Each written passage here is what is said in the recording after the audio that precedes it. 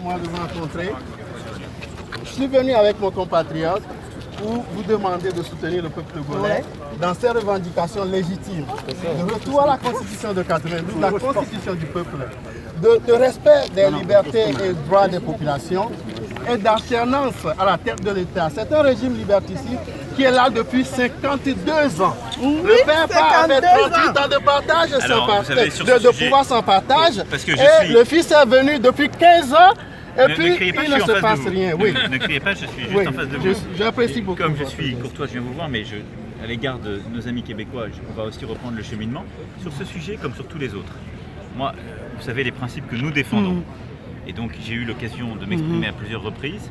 Il y a une démarche lancée par l'Union africaine et les représentants de l'Union africaine pour justement qu'il y ait des élections libres et que la Constitution soit respectée, que la Constitution inscrive ce qui est d'ailleurs ce qui a été énoncé par l'Union africaine, c'est-à-dire une limitation du nombre de mandats dans le temps, et que le peuple puisse s'exprimer et procéder à une transition démocratique. Le peuple togolais s'est déjà exprimé déjà en 92 et a voté une constitution à 98% de la population. Et cette constitution a été balayée du revers de la main par un régime qui veut se faire la place pour une monarchie. Ce qui est demandé par l'Union africaine, c'est qu'il puisse y avoir l'alternance. Je soutiens totalement cela. Je ne tomberai pas dans des pratiques d'un autre âge où c'est la France qui va expliquer à un pays ce qu'il doit faire. Et donc, je suis totalement en soutien de la démarche de l'Union africaine, comme je le suis d'ailleurs sur d'autres sujets. Nous avons parlé du Congo avec le président Lourenço il y a quelques jours, où il a une médiation également.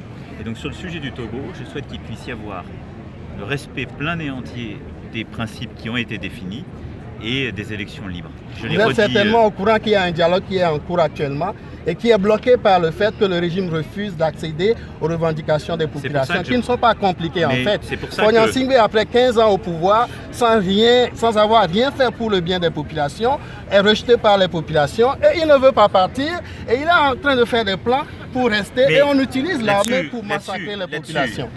Dites-lui quelque chose, M. Kouya, s'il vous plaît, encouragez M. Macron à faire une sortie pour demander à Faure Gnassingbé de quitter le pouvoir. Très fort, capitaine. Nous savons qu'un mot de votre part suffit pour faire partie de ces gens. Là où vous vous trompez, nous le savons. Nous le savons. La France agit, j'agis de manière cohérente depuis le début, c'est-à-dire aussi en respectant la souveraineté de chacun et aux côtés de l'Union africaine. Et je ne répliquerai pas les erreurs du passé. C'est un syndicat de chefs d'État qui veulent assurer le maintien au pouvoir de leurs amis. Mais dites-leur qu'ils n'ont plus le droit de faire ça pour qu'ils comprennent. L'Union africaine, vous savez bien, n'a pas pris cette position-là sur le Togo. Et la position que vous définissez, c'est la position de la France.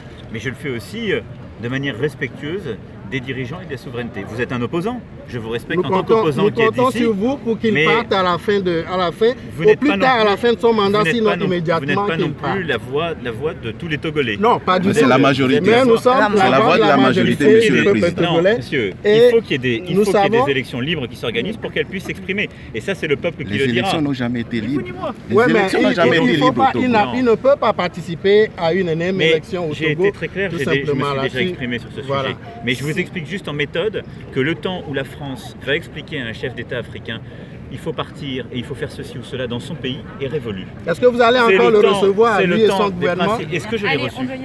Est-ce que je l'ai reçu en voyage bilatéral ou est-ce que je me suis rendu? Alors, ok, merci monsieur. Il ne faut pas recevoir les Merci beaucoup. Merci. Merci.